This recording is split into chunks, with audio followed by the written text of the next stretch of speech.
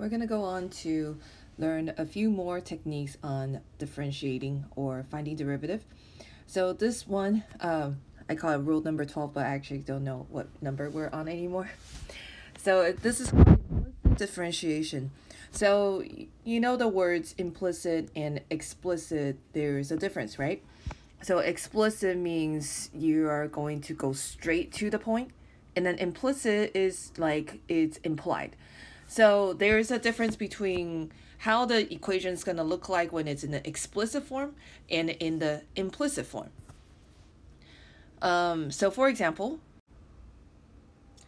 I'm going to put the same equation in both forms. So for example, if I have the equation y equals 1 over x, this is called the explicit form because I'm explaining what y is explicitly in terms of x and only x. And if I were to write the same equation in an implicit form, what I would do is actually multiply the x and y together. And then so I would get xy equals 1. And the reason this is called the implicit or like the implied form is that xy is kind of, they're together. And we're not saying y is something else with just an x. xy are together.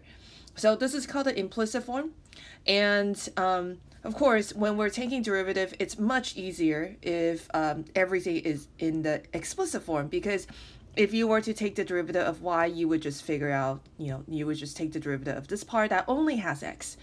But there are times when that is not possible, or it's not easy to turn an equation into an explicit form. And when that happens, we will have to do something called the implicit differentiation, meaning we're just going to have to take the derivative anyways, as it is, even though y is not by itself, but it would be easier if we just do it this way. So the key to implicit differentiation is that when you do take the derivative, you have to make an assumption. Whenever you see the y variable, you're going to assume y is a function of x. So what does that mean? So of course we know that y is a function of x, but what it means is that when you see y in the equation, you're going to assume there is still some x inside. So it's a function that, even though you see the variable just y by itself, we're going to assume that it's really saying it's y of x, meaning even though it's not explicitly explained, there is still a x inside this function. Anyways, all right, so let's take a look at these examples.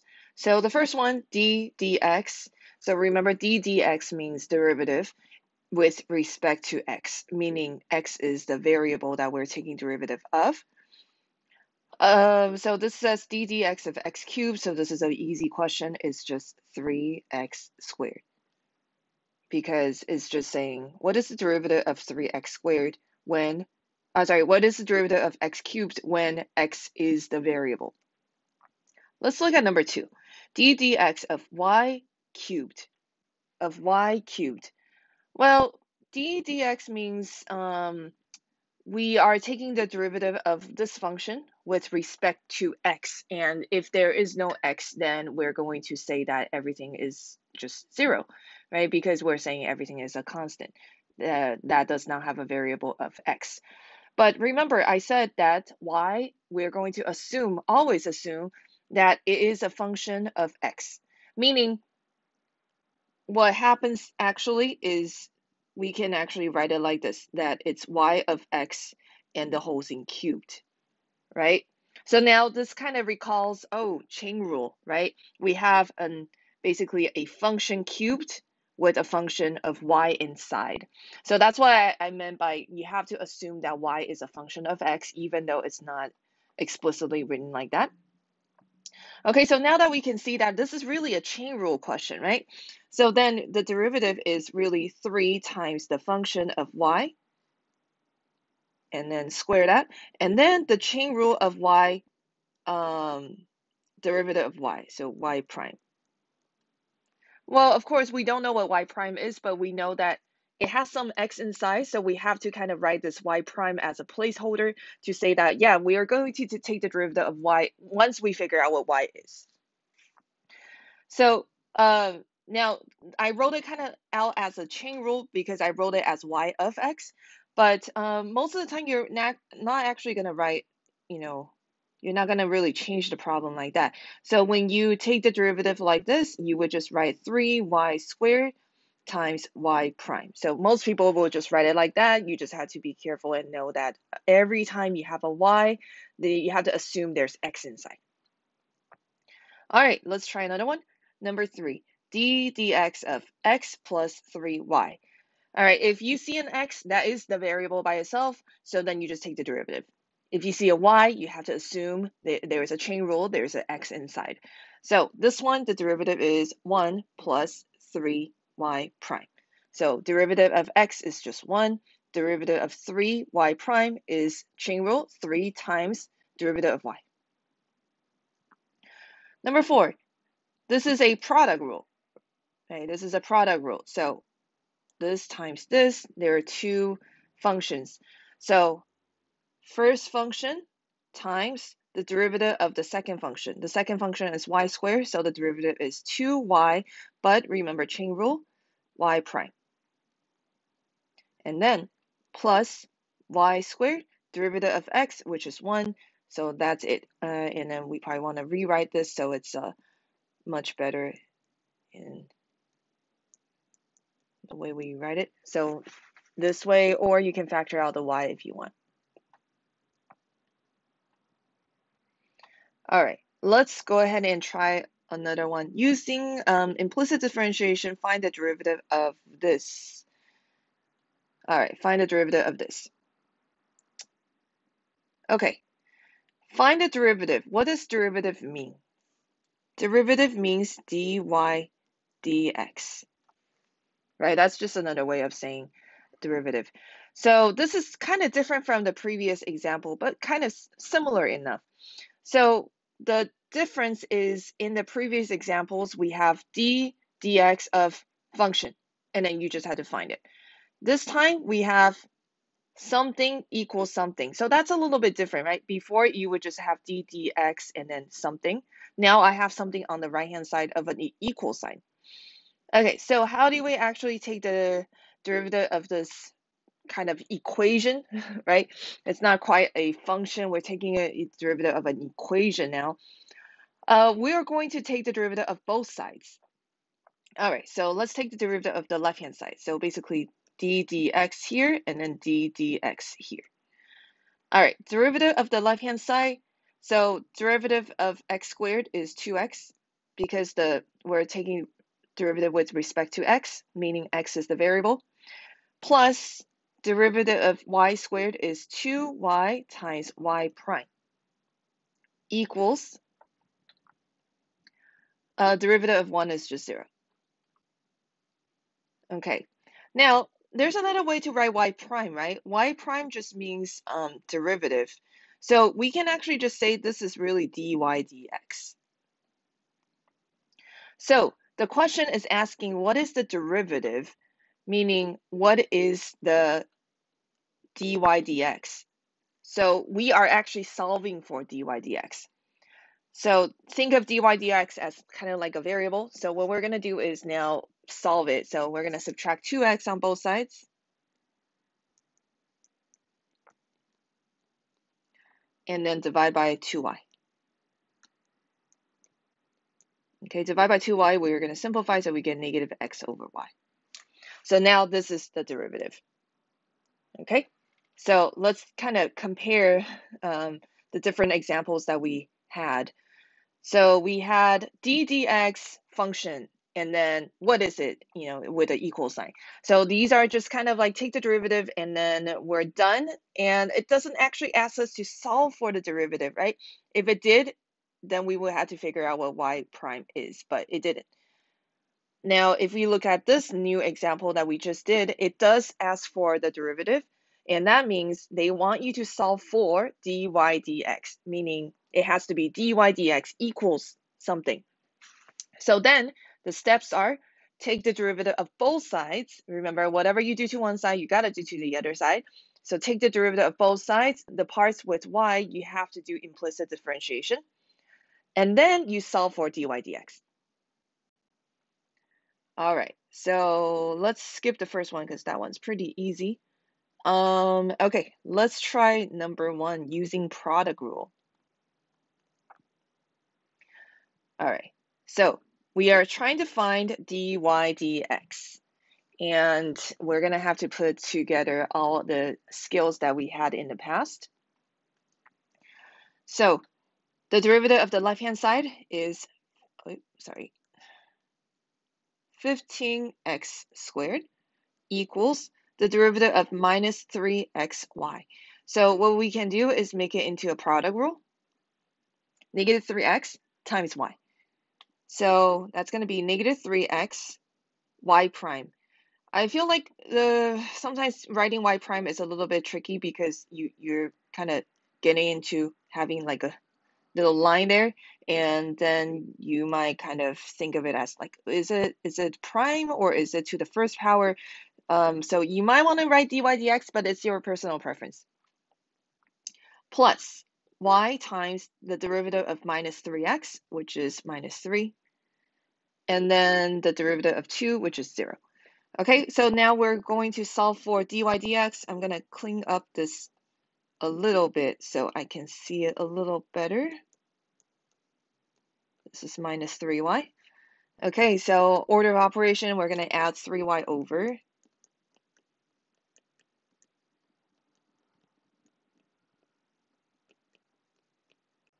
And then divide by minus 3x.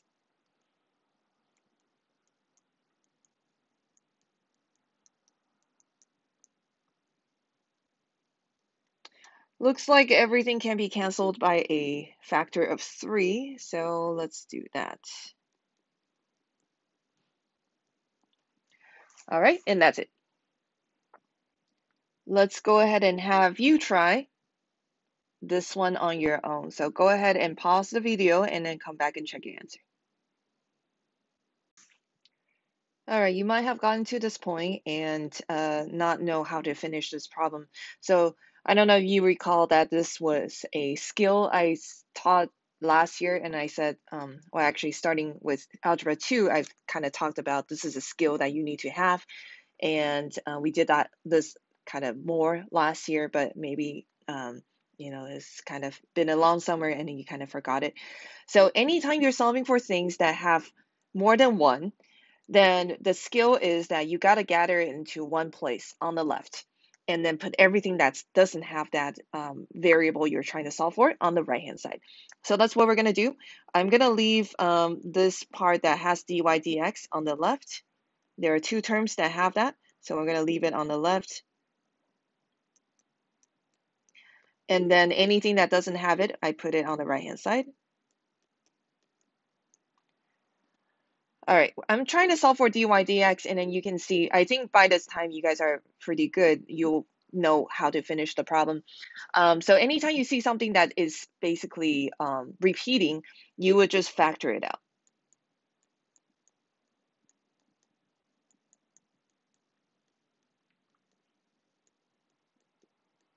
And then at this point, I'm pretty sure you can finish. So just divide by that factor.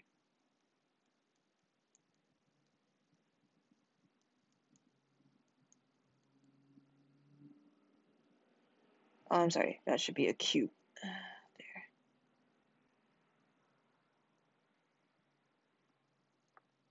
All right, and then that's the answer.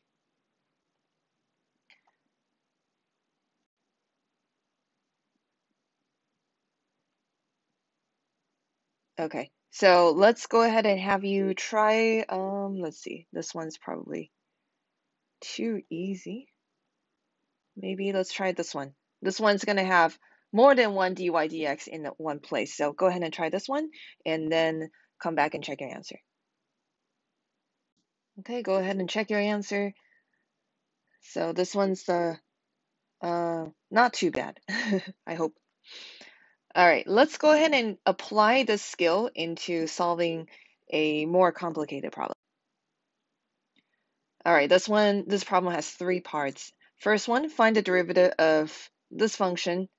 And then second part, finding equation of the tangent line. So remember, this is kind of the same questions throughout the whole derivative, I guess, stage or phase of calculus. They always want you to find the equation of a tangent line, and to do that, you basically had to use the new derivative skills that you learned. And then the last one is figure out the point where the tangent line is horizontal. So this is the horizontal tangent line kind of question. All right, so same kind of questions we've always been doing, except this time you got to use implicit differentiation. All right, find the derivative of this function. Easy, go ahead and try this and then come back and check your answer. All right, double check your derivative. So please make sure you don't try to cancel anymore. There are no more factors that are the same within the four terms. So this is as much as you can do. All right, next question. Find the equation of the tangent line at the point 3, 3. So again, this is the same question. So what do you need? What are the two things you need to create a tangent line, or really any line? You need, number one, the slope, and number two, the point. Well, they gave you the point, so that's nice. We just need to find the slope. How do we find the slope? Slope is the derivative. So we got a derivative, which we calculated. How do we actually figure out the actual number of slope? Well, we're going to use that equation that you just found for the derivative, right? And that derivative uses or is according to x and y. And where do we find this x and y? Well, in this point that they gave us. So pretty easy. You just need to actually solve for the derivative. So we know x is 3, y is 3. So 2 times 3 minus 3 squared over 3 squared minus 2 times 3. 6 minus 9 over 9 minus 6. So that is minus 3 over 3, which is negative 1. That's nice. So then we need to create an equation. So y equals y1 equals n times x minus x1. So y minus 3 equals negative x minus 3. Done. Find a point in the first quadrant which the tangent line to this function is horizontal. So it's asking for the horizontal tangent line, and recall horizontal tangent line means the slope is what? The slope is 0. So where in the first quadrant is the slope 0? Well, slope 0 means you got to make the derivative 0. So let's look at the derivative. 2y minus x squared over y squared minus 3x, and we know this has to be 0. All right, so this is a rational function equal to 0, so you got to ask yourself, how would this rational function be 0? So this is where you kind of go back to pre-calc.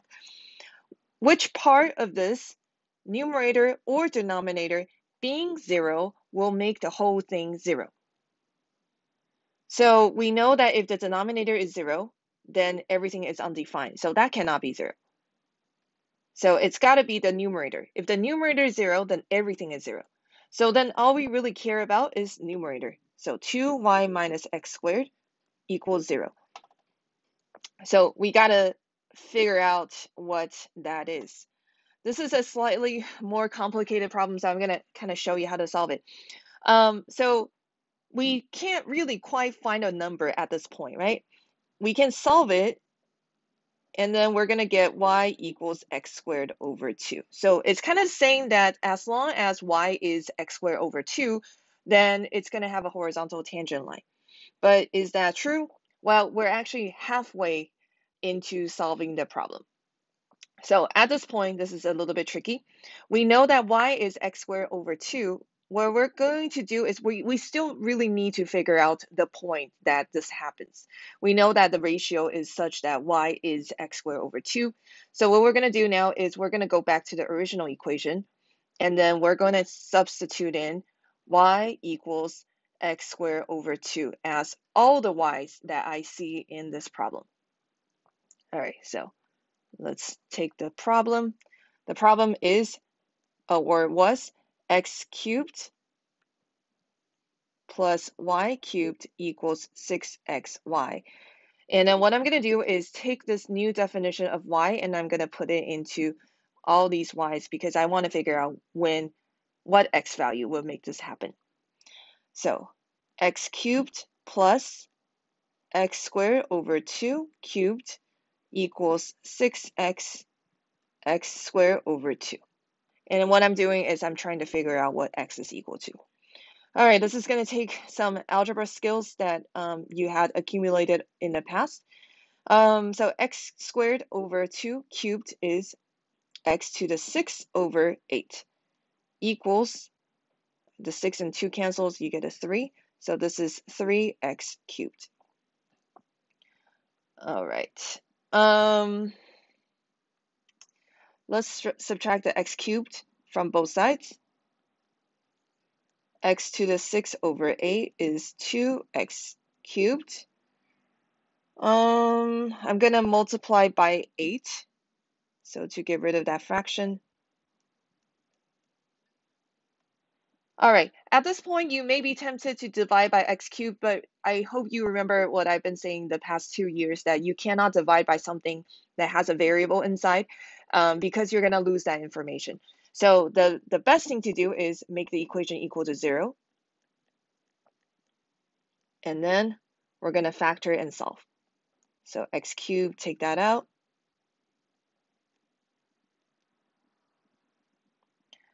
All right, so either x cubed is equal to 0 or x cubed minus 16 is equal to 0. Well, this part is just x equals 0. This part is x cubed equals 16. So we're going to cube root that. So x is equal to cube root of 16. All right. So, all right, let's see. Let's see if you remember how to simplify this. Okay, 16 is 4 times 4, which is, I think you guys are in calculus, you don't need this. Okay, this is 2 to the 4th. So this is really 2 cube root 2. So we have 2 points. One is at 0. At 0, there's a horizontal tangent. And then at 2 cube root 2, there is a horizontal tangent. Now let's go back to the question again. Find the point. Point means you got to have x and y. So we got x, but we don't have y. Now, how do we find y? Go back to the function. The function is the original equation. So we have two x's. One is at 0. One is at 2 cube root 2. So at those two x's, we got to figure out the y's that associate with them. So we're going to have to plug it back in. All right, let's see.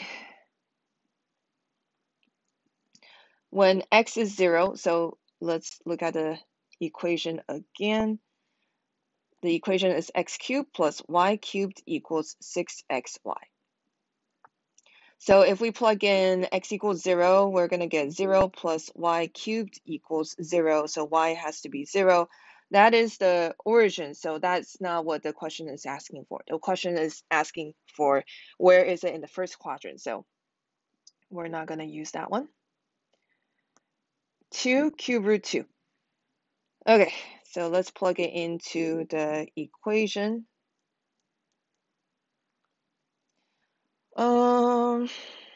Okay, it might be easier since I'm gonna cube that x, might be easier if I actually put it back into the original form. Cube root 16 cubed plus y cubed is 6 cube root 16 y. All right, this is like an algebra nightmare, but we can get through this. 16 plus y cubed is equal to, well, there's not much we can do there. 6 cube root 16 y. All right, this one's a little bit tricky. We're gonna solve for y. Solving for y means that we gotta make the whole thing equal to 0. So y cubed minus 6 cube root 16y plus 16 equals 0. How do we solve for y? We have an equation equal to 0. You can use the graphing calculator to figure this out. So what you're going to do is you're going to graph this, figure out where it crosses the 0. So I'm going to give you a few minutes, so type it into your graphing calculator and figure out where it's equal to 0. So once you solve for y, you're going to get two numbers, 1.162 or 3.175. There was an extra number because this is cube. This was negative 4.337. But the reason I didn't use that number is that it's going to create a point in the, let's see, fourth quadrant. And that's not what the question is asking for. So if we were to really answer the question, which point will we, in the first quadrant, will we have a horizontal tangent? That is cube root 16, comma 1.162, and cube root 16, comma 3.175. And if you were to use, let's say, decimals or your graphing calculator, and you look at the graph, probably decimals, but because your calculator can't graph implicit, then you're going to see that at these 2 points, you do have horizontal tangent lines.